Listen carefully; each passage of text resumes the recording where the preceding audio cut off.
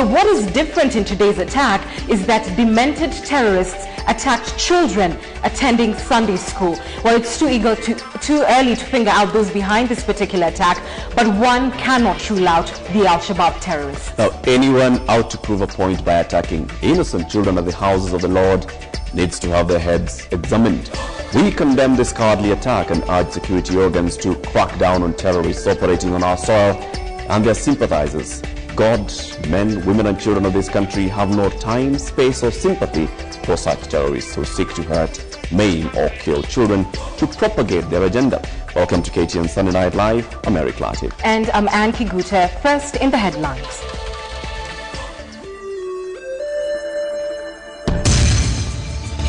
Child killed, scores injured in terror attack in Nairobi.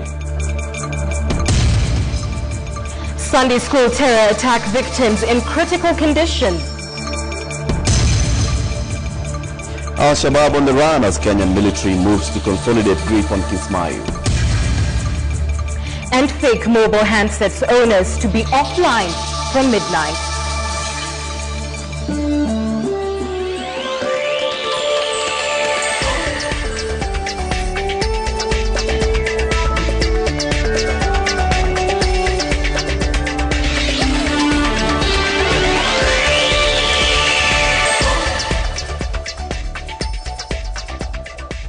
Thank you for joining us. Reports just in. 2 police officers have this evening been shot dead and their arms stolen by unknown assailants in Garissa town along Ngamia Road. The 2 police officers were heading to a local high school for night guard duty when they were attacked. While Garissa OCPD Chemonges Ndiema confirmed the incident and is leading a security team in pursuing the attackers.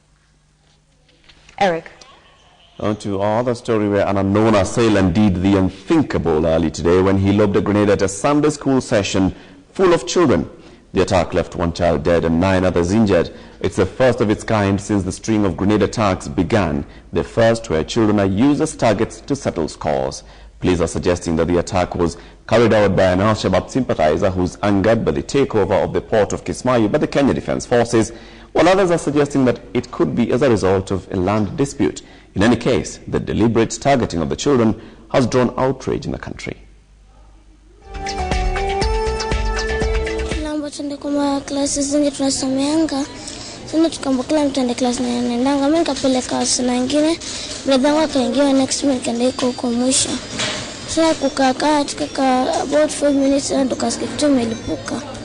The day's events will make dark memories for little one Jiku Mwangi. This is the day her brother sustained serious injuries following a grenade attack at St. Polycarp ACK Church in Juja Road Estate, Pangani. Inside the church's Sunday school class, tipped over chairs, blood-stained shirts, shoes, and a holy Bible lay below the 10 Commandments.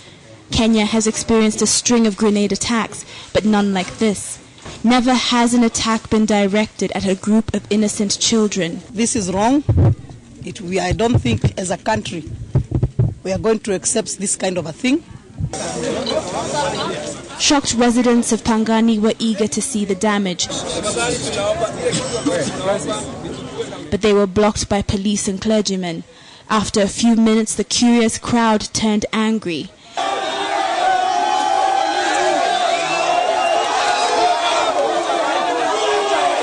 This woman couldn't help but loudly condemn the attack.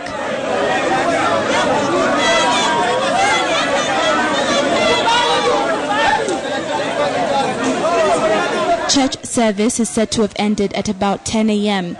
It was at this time that the children went to their classes for Sunday school, and just as they were settling down, an explosion occurred, injuring a number of children. After kulipuka tuliambia watoto walale chini. However, not all children did as they were told. Given their fright, a number ran out of the classroom, causing a stampede, and it was here that more children were injured. According to Paul Mwigai, he only heard one explosion and no one saw the assailant or even which direction the grenade was lobbed from. Hiyo mlipuko yenye nilisikia kama ni damos imeanguka. So wenye tulikuwa na wao kitchen nikabauliza, na hii damos inaanguka ikifanya nini? While it's highly likely that this attack was caused by Al-Shabaab sympathizers, as according to police, there are also conflicting reports that this could have been as a result of a land dispute. Kanisa hii imekumbwa na shida kwa miaka mingi. Kumekuwa na watu ambao wamekuwa wakidai hii ni mali yao. Mimi nimeshakuwa hapa kutatua hizi shinda kwa wakati mwingi, na tungeuliza wale wanahusika na kutatua hili jambo hata kama ni koti iwe ni ya haraka. One child has died from injuries sustained and 9 others are nursing serious injuries. The innocent victims of Sunday's attack and the nation at large will go to bed tonight asking, why them? Catherine Omwando, KTN. Now let's give you an update on how these children are faring. Now 3 of them are fighting for their lives at the Kenyatta National Hospital after they were seriously injured in this morning's Juja Road church blast. One of the children is at the intensive care unit, while 2 were rushed into surgery for urgent procedures to stabilize them. 2 other children injured in the blast are admitted at Radiant Hospital in Pangani. Here is KTN's Angel Katusi with the details.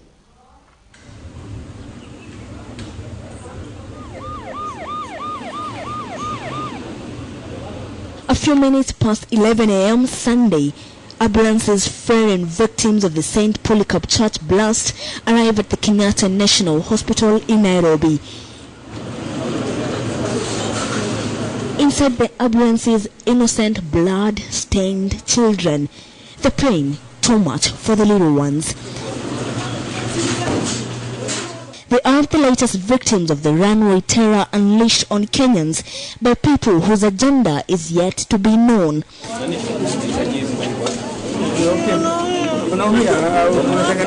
Doctors delicately handling the young ones, 6 boys and 1 girl, all aged between 6 and 10 years. Their fragile bodies testament to the new face of terror hitherto not witnessed in the country. Broken legs, hands, torn skin on wounded faces, and injuries on the back. The innocent ones could barely take the pain. One of the children was rushed to the intensive care unit immediately and 2 to the surgical wards for urgent operation procedures. 3 of them are seriously injured. 1 of them has a head injury. The other one has abdominal injury. The other and chest injuries. The other one has fractures of the femur with shrapnels embedded in various parts of the body. The other 4 have soft tissue injuries. They have been seen and some of them have been discharged. The one with soft tissue injury. Outside the hospital, parents, relatives and members of the church waited impatiently. Many on their faces caught somewhere between confusion, pity, pain, anger and many question marks. The shock driven by the fact that the attacker or attackers deliberately targeted the children who were in their Sunday school session at the church. We need to do seriously something about this. Children are very innocent beings. Hata afadhali angerusha in adult section so that adults we can die. At least we've served our life. Children have not even seen fruits of this earth. Whatever the case, whatever happened, that is very bad, and that is very bad for humanity because nobody is supposed to take away the life of anybody else. Life is divine. Though the incident is happening at a time the Kenyatta National Hospital is grappling with a shortage of doctors due to the ongoing doctors' strike, the management insists that there was enough manpower to handle the victims. They have come, we have all handled them. There is enough manpower. We have called the specialists to deal with them, and they are already working on them. 4 of the children earlier admitted with soft tissue injuries were treated and discharged. Angel Katuse, KTN, Sunday night. And our hearts truly go out to those families where the children were injured, and of course to the one family that lost a child today.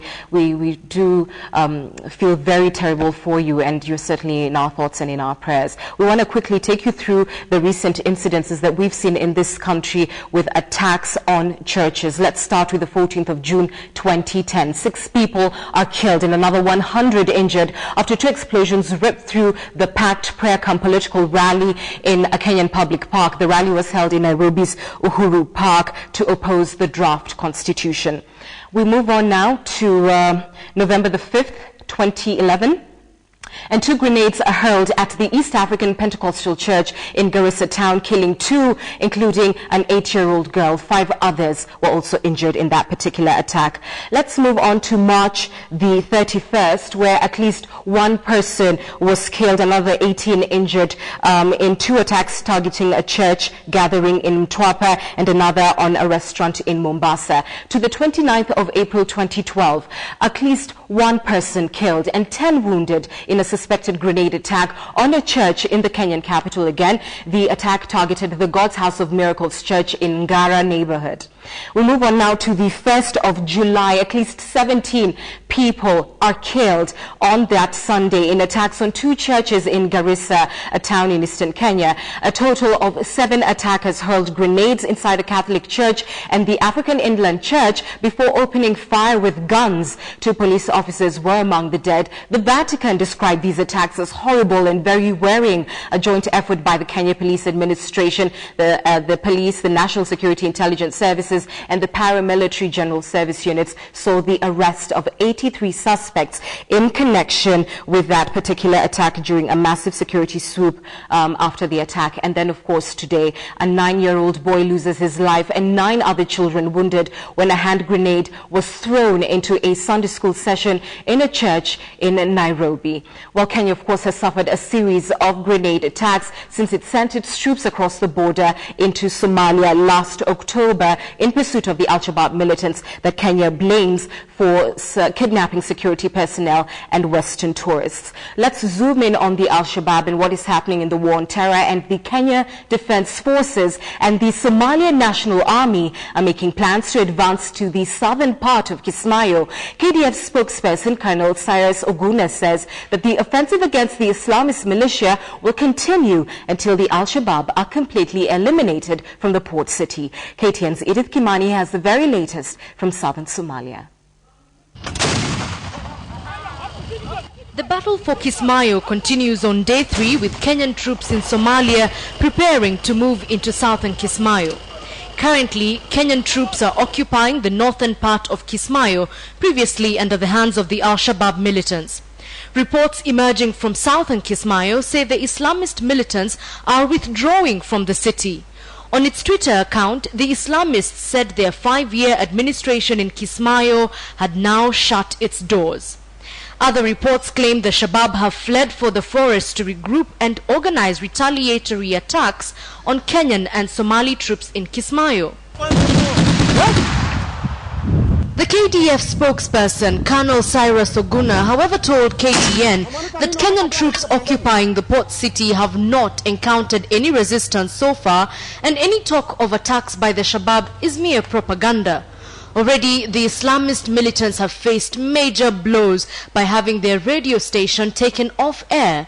2 key regional commanders of the Ragtag guerrillas were also killed Saturday morning, further weakening the militia. Colonel Oguna says the troops will continue their offensive until the Al-Shabaab is completely eliminated from Kismayo. Residents of Kismayo are reportedly excited and supportive of the Kenyan troops who have taken over their city. Although questions abound as to how long the troops will be there, the mood at the moment is apparently that of relief. Kismayo's takeover is a huge win for KDF and AMISOM troops, as this was the last stronghold of the Shabab. The capture of the city also means the militants have been cut off from their major financial supplier, as the port was at the corner of their economic operations. The Al-Shabaab has also lost a major weapons passage route that was used to bring weapons into the country. Edith Kimani for KTN. Let's move on to the political beat now, where presidential aspirants are crisscrossing the country to sell themselves to the electorate. Prime Minister Raila Odinga rushed to South Rift in what is largely seen as an attempt to stem the rebellion and defections by Rift Valley MPs from the ODM party. Raila told them that he has no differences with the Kalenjin community, saying he values their support now just as he did in 2007. NARC Kenya presidential hopeful Martha Karua was in Nairobi County, where she visited Pumwani Maternity Hospital and paid maternity and hospital bills for 25 mothers. Details of these and other stories on the 2013 succession with Aaron Ochen. A day after Sotik Member of Parliament Joyce Laboso ditched ODM, Prime Minister Raila Odinga took his campaign in the South Rift, where he maintained that he has no vendetta with members of the Kalenjin community, as claimed by a section of politicians from the region. Raila said he would not forget the overwhelming support the community offered him and ODM during the last general elections, and that he still has their interest at heart. The PM mentioned the Mau eviction and cases pending at the International Criminal Court involving Eldoret North MP William Ruto and radio journalist Joshua Sang as the main issues used by his political enemies to weaken his support in the community. Kenya hii kuna makabila 42. Na makabila 42 mpaka wavumiliane waishi pamoja ndio taifa la Kenya itaendelea mbele. Tujiepushe na siasa duni ya pesa nane ya ukabila. Tuna kiongozi Mheshimiwa Raila Amolo Odinga ambaye amejitolea tangu utotoni mwake kuona kwamba haki inafanyika katika Kenya yetu hii. In Nairobi, NARC Kenya presidential hopeful Martha Karua was at the Pumwani Hospital to assess the impact of the doctor's strike on expecting and just delivered mothers. Karua thanked the midwives who were on duty and asked them not to join the strike by medical practitioners, but at the same time urged government to address the plight of medical practitioners. I'm aware that normally you don't get empty beds in Pumwani. I've seen empty beds, and that's indication that the doctor's strike is having a negative effect on the patients. In Trans Nzoia County, Ford Kenya presidential aspirant Moses Wetangula said his party will field candidates in all elective slots and will not enter into pre-election agreements with any party. Speaking after receiving councillors defecting from Eugene Wamalwa's new Ford Kenya, Wetangula said Ford Kenya will roll out countrywide campaigns aimed at recruiting and strengthening the party. The new constitution outlaws exclusion, outlaws marginalization, and encourages the healing of the country through an all-inclusive political process. Vice President Kalonzo Musyoka was in Matinyani ward in Kitui County for the Thanksgiving ceremony for the Wiper Democratic Movement councillor who won in the recently concluded by-election. Kalonzo asked the Independent Electoral and Boundaries Commission to use the by-election to gauge whether they will be able to conduct a free and fair election come March 4th, 2013. Watu wana uzoefu wa kuibaiba kura kila wakati. If they do a thorough post-mortem, watakuja kugundua hapa, this was a very interesting case of heavy bribery, intimidation, na police ni lazima muwe neutral. Restore and Build Kenya RBK presidential flag bearer James Ole Kiapi took his campaigns for State House to Uasin Gishu County, where he attended a Sunday church service at AIC in Eldoret Town. Kiapi asked the Christian to pray for Kenya to get a God-fearing president who will be able to steer the country to prosperity. We must stand for the nation.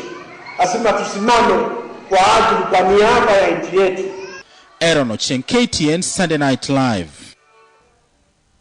Well, 14 people who were killed 3 days ago after they were allegedly found taking oaths in Mitangani Forest, Kilifi County, were buried this afternoon in Lunga Lunga, Kwale District. The 14 died as residents and the police launched an attack on them after the group suspected to be linked to the MRC killed a village elder. At the same time, a survey released today shows that 87% of Kenyans feel that the MRC is heavily influenced by politics rather than what they purport to be the rights of the people of the coast. Betty Callow reports. This is where the journey came to an end for 14 men killed 3 days ago. A somber mood engulfed this village known as Lunga Lunga, where family and friends of the departed came together to pay their last respects. Sikujua wala mimi hayuko. Juzi nimemuuliza kanambia mimi siungani na hiyo kitu. They met their death after being suspected to be members of the controversial Mombasa Republican Council that has been blamed for a spate of violence reported in the coastal towns. Lakini sasa sikujua mmoja hapo ni yule wa kwangu. Basi muda si muda ndio nikapata ripoti kama yule mmoja hapo ni yule wa kwangu. As the 14 were being laid to rest, a survey on the views of the Kenyan populace about the MRC and its activities was released by research firm CPS International. The survey showed that 83.2% of Kenyans do not support the activities of the Mombasa Republican Council. 13.6% on the other hand supports their activities, and 2.6% are not sure. The survey comes a few months after the High Court lifted a ban imposed on the MRC 2 years ago, citing lack of evidence to prove MRC's connection to violent crimes. However, the survey now reveals that 85.6% of the respondents did not support the High Court's ruling lifting the ban, while only 11.6% think the lifting of the ban was okay. Further, the survey showed that as much as many Kenyans do not support the group's demands, one of them being secession from Kenya, a considerable number said they supported the activities and the idea of separation. In Coast Province, 78% of those surveyed do not support the MRC, while only 19% do. In Eastern Province, 82% do not support MRC, while 16% of those interviewed said that MRC's demands are realistic. Nairobi's statistics show that 89% do not support MRC, while a paltry 9% do. Among the grievances of the Mombasa Republican Council is that the coastal region has been marginalized in the areas of government services, economic growth, education, and health services. However, the survey indicates that more than half of people at the coast do not feel marginalized. For KTN Sunday Night, I'm Betty Kialo. It is September 30th. Now, there is a likelihood that some of the people who are your phone contacts will not be available come tomorrow morning, and some of them who actually owe you money will have a very good excuse. That's because the Communications Commission of Kenya is set to implement its directive of switching off all the fake mobile phones in the country tonight. As that deadline of 30th of September comes to pass, the switch off is expected to be effected by all mobile service providers. Many of them will be losing a considerable number of subscribers. Here's Philip Keitani with more details. With the imminent switch off of approximately 845,000 fake handsets, the country once again finds itself at a crossroads, with business people, subscribers and mobile phone service providers not knowing exactly whom to point a finger at. All the 4 mobile phone service operators say they are ready to effect the directive that all fake phones in circulation be switched off with effect from Sunday, September 30th. The operators are now calling for tough measures to be put in place to check against the distribution of contraband handsets in the Kenyan market. The market regulator, the Communication Commission of Kenya, CCK, is now mobilizing efforts to deal with the electronic waste expected after the switch off. I think it's okay to switch off the fake mobile phones. Maybe the only problem that I would have with it is the innocent Kenyans who are not aware of the fake mobile phones while they're buying the phones. Hii kuzima phone inafaa, ikiwa ni lazima wasizime, wa refund kitu kidogo iwe, ukipeana simu yako ikiwa imezimwa unarudishiwa do kiasi, ndio ujipange ikiwa unaweza ongezea kidogo ubaingie. Si ndio? According to the service providers, the switch off is expected to come with a heavy price on their side, with all of them expected to lose a considerable number of their subscribers. Market leader Safaricom is expected to lose up to 680,000 subscribers, with Airtel losing as much as 100,000 subscribers, while U-Mobile and Telecom are expected to lose 45 and 20,000 subscribers respectively. The civilians are not to blame because they don't know if they are counterfeit. They just run for the cheap things, as in they are trying to promote the economy, you see. Yeah, we are not supposed to be blamed, so I don't see the need of kai yangu sijui kani original nilituma ikakata kunini. So sioni haja ya kufungwa. CCK insists that counterfeit phones are being sold against the laws of the country, which state that any handset that has not been type-proofed by CCK should not be used. The regulator holds that counterfeit handset presents a health and security challenges, where emissions from the device are above safety levels and harmful.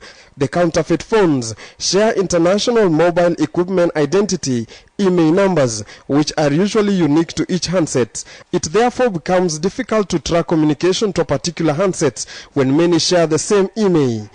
At the start of the CCK campaign to eradicate counterfeit handsets, Kenya had about 2.5 million counterfeit devices. The move by CCK to switch off the fake mobile phones in the country puts both KRA and Kenya Bureau of Standards at the eye of the storm, for they have to explain to Kenyans how exactly the mobile phones got into the country in the first place. For Sunday Night, I'm Philip Keitang. There you go. Just about 1 million fake handsets will be going off from midnight tonight. Yeah, so that will tell your story tomorrow. It's going to be pretty serious. I hope you were able to get a new handset. And you know what? They're saying it's going to help curb crime. It will definitely help. So right. Switch off. Well, you're watching KTN Sunday Night Live. Just keep it right here. It's just ahead. Well, our crime and investigation series, Case Files, when you can't trust your father with your daughter.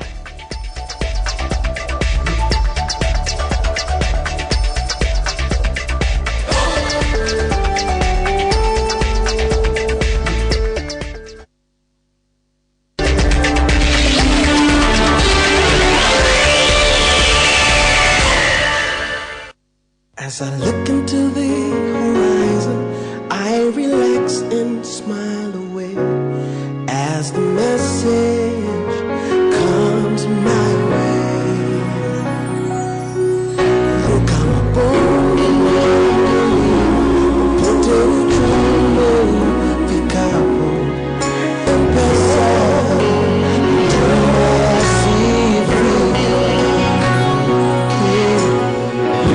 wateja kweli ni baraka, kutoa pesa ni haraka.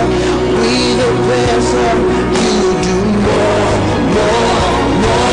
I can pay for the lights, sending from it's alright. My school fees and salary, you can always talk like you're right. Whatever you need, if pesa brings you relief, wherever you are fine. Let's cherish the joy it brings. Popote unaenda mpesa ipo. Relax, uko na mpesa.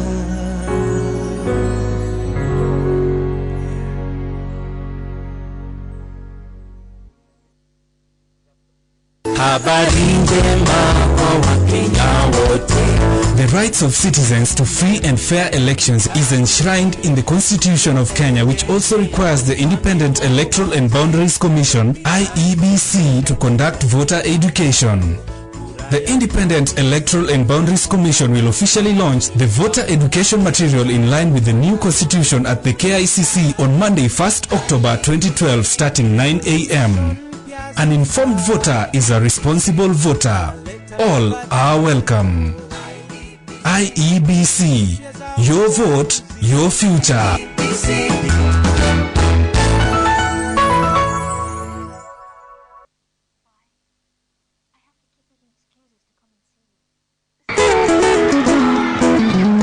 Hand washing with soap is able to reduce diarrhea incidences by almost 50% and upper respiratory infections by 25%. When should we wash our hands? Before eating, before cooking, after visiting the toilet, after changing the baby's nap. be a Kenyan hand washing champion too. Wash your hands with soap. This public health message is brought to you by Dettol and the Kenya Medical Association. Clean hands, save lives. African dishes in association with Golden Fry. Pan-fried fish. Ingredients: 1 kilogram fish fillet, 1 cup all-purpose flour, salt and pepper to taste, lemon wedges, golden fry oil for frying. Directions: in a deep frying pan, pour about an inch of golden fry oil and heat it. Slice the fish into thin pieces, not too thin. In a mixing bowl, mix the all-purpose flour, salt and pepper. Coat evenly the fish fillet pieces in the flour mixture. Fry the fish a piece or two at a time, depending on the size of your pan, for 4 to 5 minutes on each side or until golden brown. Remove and drain on a paper towel. Serve with tartar sauce and lemon wedges.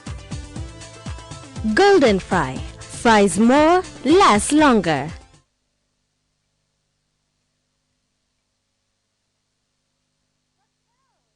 Wow, I like your pictures, but what's with the skin breakout? I try to keep my skin beautiful through a daily cleansing routine using beauty soaps, but everyday exposure to dirt, germs and sweat makes our skin susceptible to an outbreak of rashes. That's why I started using Dettol Skincare. Only Dettol Skincare contains a right balance of moisturizer, giving your skin 24 hours non-stop protection from germs. Dettol Skincare enters deep within your pores and removes germs. Wow, your skin looks lovely. Thanks to Dettol Skincare, now I have the face to face the world. New Dettol Skincare, now also available in shower gel. Dettol, in partnership with the Kenya Medical Association. Be 100% sure.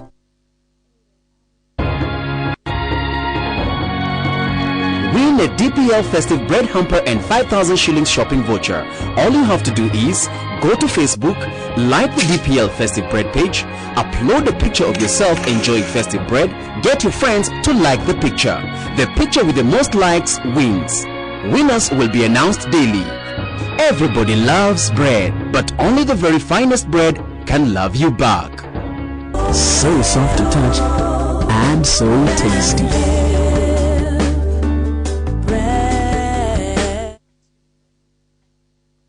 For over 47 years, we at NSSF have been committed to providing social security to Kenyans from all walks of life. During this time, we have witnessed a whole generation realize the fruits of their labor.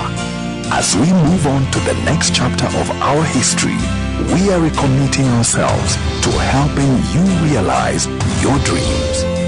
We are building on our systems and processes to keep up with the changing times.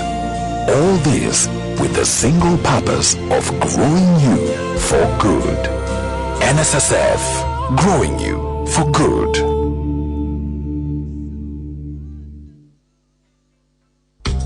It's a nice party.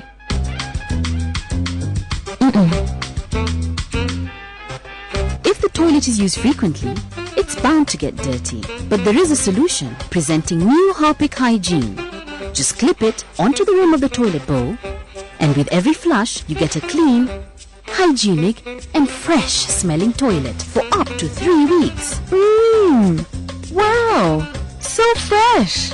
And remember, also to regularly clean the toilet with Harpic liquid to ensure your toilet stays clean and fresh all the time.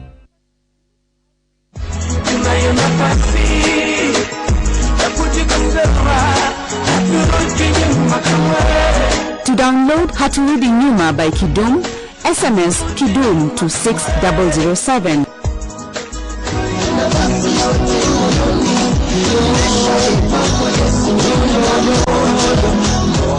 To download Namba Moja by Kidum, SMS Moja to 6007.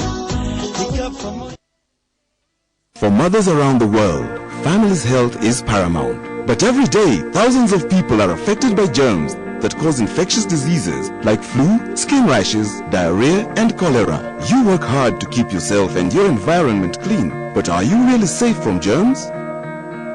Most infectious diseases are spread by touching contaminated surfaces or infected people. That is why health experts around the world recommend that you use Dettol every day to provide a healthy and hygienic environment for your family. Always use Dettol on cuts and wounds, for bathing and shaving, for disinfecting your laundry and various surfaces around the house. Every day, Dettol provides maximum protection against a wide range of unseen germs. When it comes to protecting your family, trust Dettol.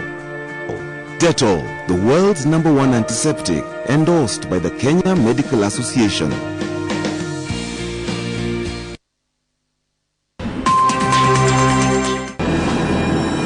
Lisa,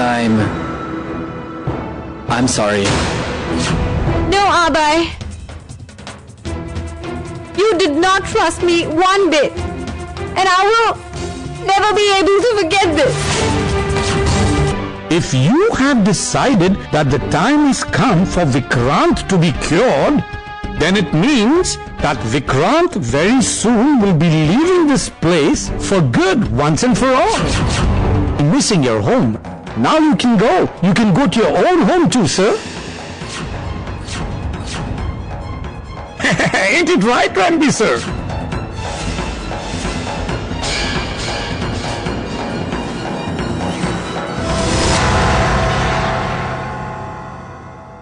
Relax, uko na M-Pesa.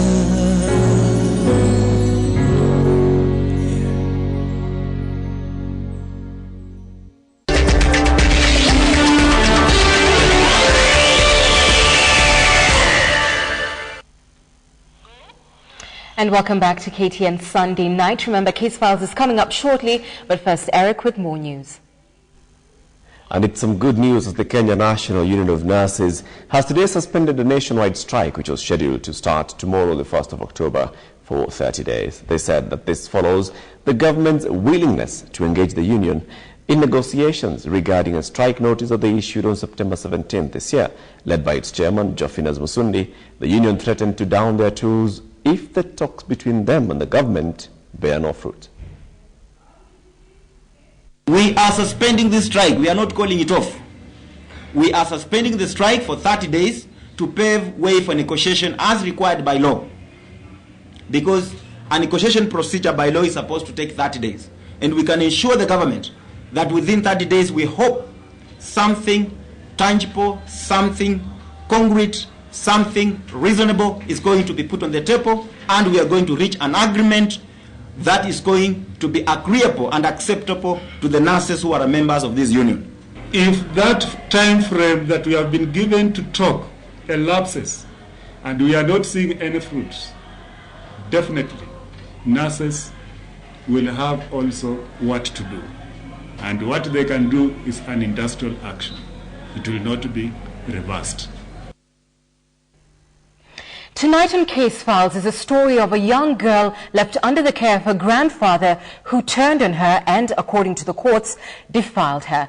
The youngster says the man she had fondly referred to as Babawetu repeatedly defiled her. The man says he could not defile a child that he loved, but the courts insist that he belongs in jail. Here's KTN's crime and investigations reporter Denson Sirigo with Case Files.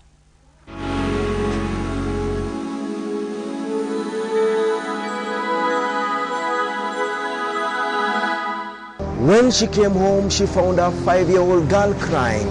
On inquiring, the daughter told her she was defiled and sodomized by the grandfather. The story of a daughter, a grandchild, and a grandfather. The state versus Nyange Magongo. This is Case Files.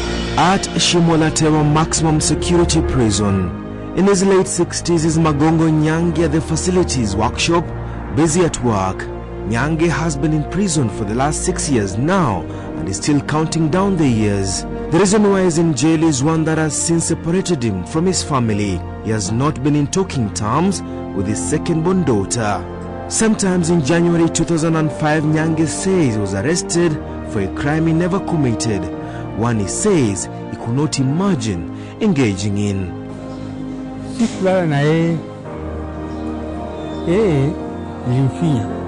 It all started on the first day of January 2005 when the mother of 5-year-old Doris Wacharo left her in the care of her father, Magongo Nyange. Nikapeleka ku Saizol kwa kampuni yetu ile Makonge. Kauza miwa mpaka jioni tunarudi. Nikija mtoto na njaa. Ababu, nasikia njaa sana. Nasikia njaa. Mama ameenda wapi? Ameenda kutafuta maembe. Maembe ilikuwa kama wakati wa maembe imeiva ile kwetu. Sasa alisema atakuja. Sawa. Nyange says yes indeed the daughter left her 5-year-old child with him on the material day. This as she left for Taita Hills, several kilometers away from Watate town. Eunice Mwacharo, Nyange's second-born child, was not to return for 2 days. Nyange claims he left behind the 5-year-old granddaughter, Doris Wacharo, in the house. When he came back, the youngster was still in the house. Mweza kupika chakula na mjukuu wangu nikampika kaweka chini. Akampata kufanya karakta kutengeneza mboga na kala. Tukalala. Kulala asubuhi yake. Nikamwacha nikampika chakula sinapo asubuhi, nikapika chai, akanywa. Na sima nikapika pia. Nikawacha nikamwambia mgongo hapo tuko na kazi jirani hapo. Mgongo. Nikamwacha mtoto chakula ndio hii. Mamake akija hata sipokuja wewe mpatie chakula. Bibi ndugu yangu sasa na bwanake. Sawa.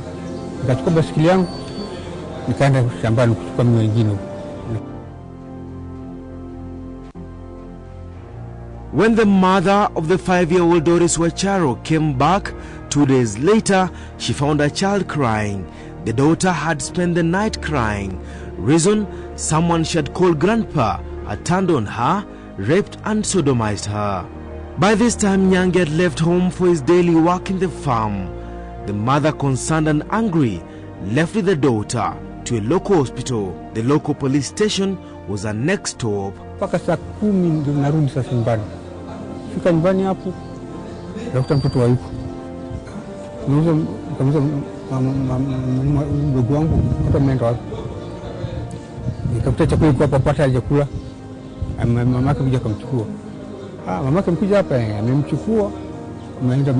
Ameenda sasa na mamake. Ameenda kutaita kwa mamake. Sawa. Nikalala sasa. Kulala asubuhi nilipoamka nikachukua beki yangu. Kimbia shambani. Nilikuwa ni mwisho wa mwezi. Nikachukua tena mengine hapo na mandizi, nikachukua kapeleka kwa Saizol.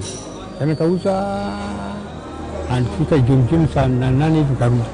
Nyange was arrested, accused by the local provincial administration of defiling a child under his care. The daughter, who had left her youngster in the hands of her father, would later tell the police that in fact it was the father who had requested that young Doris Mwacharo be brought home to stay with him. Nyange says he did not defile his granddaughter, but admits he only pinched her when she accidentally stepped on him.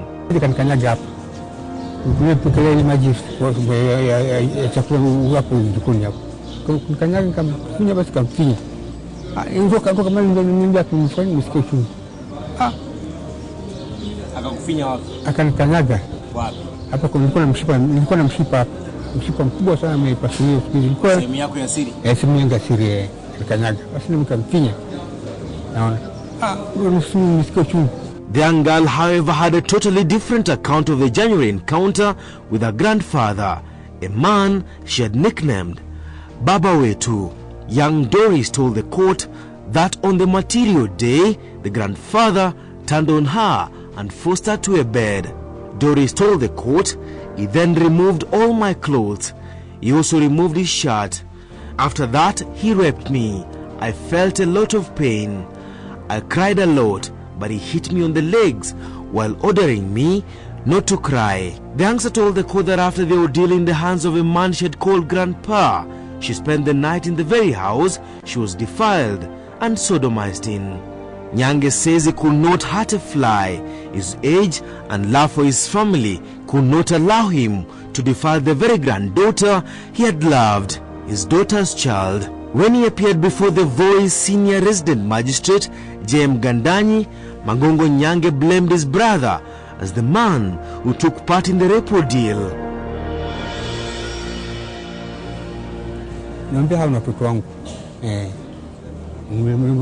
Mweleza hata je kumfunga kwake, alimwambia kwamba vile mtoto wangu alikuwa anaongea, nikamwambia hiyo sikizi. Hiyo masaa alikuwa anaongea, nikamwambia hiyo maneno si kwa nyumbani hapo. Nikamwambia kama kuna ushahidi tafuta. Akaniambia tafuta mtu ambapo na kuja kusoma kama msiko kwa nyumbani. Sasa brother wangu mdogo akaja akaogopa. Mdogo wangu sasa alikuwa amekuja kotini hapo. Nilimuita, alikuwa na jaji toka hizo. Kwamba mzee kama kweli siku hiyo uko kwa nyumbani, mzee tunakuachilia kwa sababu kesi yako hii haina ushahidi wote wa hujafanya chochote mzee. Kwa hivyo ni ushahidi tu. Kwa hivyo kija kusema kwamba kweli siku hiyo uko kwa nyumbani, kwa hivyo tunakuachilia mzee. But the magistrate ruled when the minor gave evidence in court, she pointed to the accused as the one who defiled and then sodomized her. She was emphatic that it was the accused and none other. Though she was young, she appeared intelligent, and I find no reason why she could lie to the court. Nyange escaped with what many saw as a lenient sentence of 10 years imprisonment. Nyange has since appealed, but the verdict of the 10 years in prison still stands. Was she part of the cartel or was she set up by the drug barons? The story of a South African girl languishing in a Kenyan jail. Denso Zarigo for Case Files.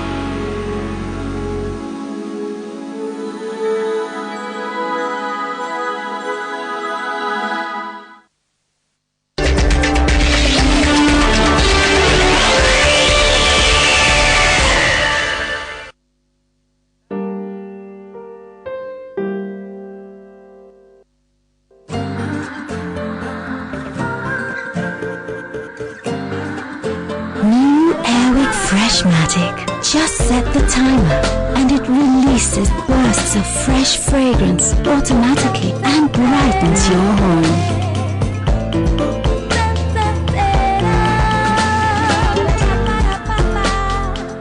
Something in the Airwick. There are over 1 million blind people living in Kenya. 20% are children. In 2003, we started the long run towards eradicating avoidable blindness in Kenya. 10 years later, a child having the chance to see again is still a sight to behold. You are to thank for that. Run for a reason at the 2012 Standard Chartered Nairobi Marathon. Register now at all Standard Chartered Bank branches, Nakumatt supermarkets, and online on www.nairobimarathon.com. Registration closes on Sunday, 21st October 2012. Run for a reason. Wow, I like your pictures, but what's with the skin breakout? I try to keep my skin beautiful through a daily cleansing routine using beauty soaps, but everyday exposure to dirt, germs and sweat makes our skin susceptible to an outbreak of rashes. That's why I started using Dettol Skincare. Only Dettol Skincare contains a right balance of moisturizer, giving your skin 24 hours non-stop protection from germs. Dettol Skincare enters deeper than your pores and removes germs. Wow, your skin looks lovely. Thanks to Dettol Skincare, now I have the face to face the world. New Dettol Skincare, now also available in shower gel. Dettol, in partnership with the Kenya Medical Association. Be 100% sure. From the city to the highway, from the off-road to the open road. The Nissan Hardbody Double Cab, also known as a Toti, is a one-ton pickup that has stood tall amongst its peers for sheer strength and outright durability. The Toti can run for thousands of kilometers even on the toughest terrain with affordable maintenance bills. With its 2.5-liter common rail turbo engine, the Toti is African-built and tough vehicle.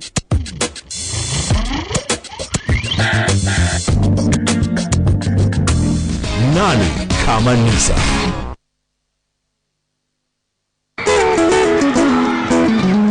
Hand washing with soap is able to reduce diarrhea incidences by almost 50% and upper respiratory infections by 25%. When When should we wash our hands? Before eating, before cooking, after visiting the toilet, after changing the baby's nappies. You can be a Kenyan hand washing champion too. Wash your hands with soap. During the first critical time, This public health message is brought to you by Dettol and the Kenya Medical Association. Clean hands, save lives. Crazy Monday Comedy Night is on again. Join Chipukizi, Owago Onyiro. Excuse me, Mwalimu, there are 2 more types of water. Yes, Eric. Watermelon and water guan. Wakimani and other comedians for an evening of laughter at the KICC Abadea Hall on 1st October from 6 p.m. to 9 p.m. Charges are 500 shillings per person. Food and drinks will be available at discounted rates.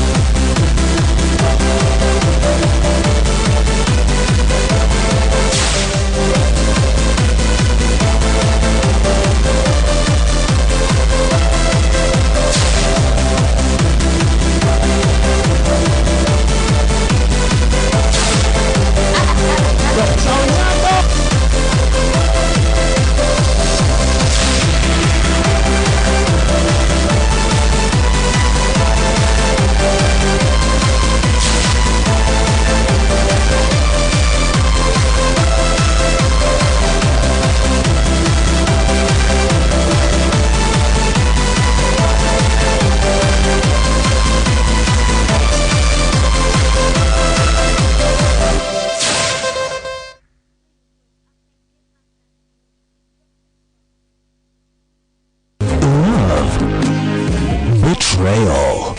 You will regret this. Suspense. Tears. Joy and drama. Catch the best of Nollywood. I can see you're no longer afraid. You have pushed me to the wall and I'm ready for you. You called me an old woman. Am I your mate? Jesus! Ladies and gentlemen.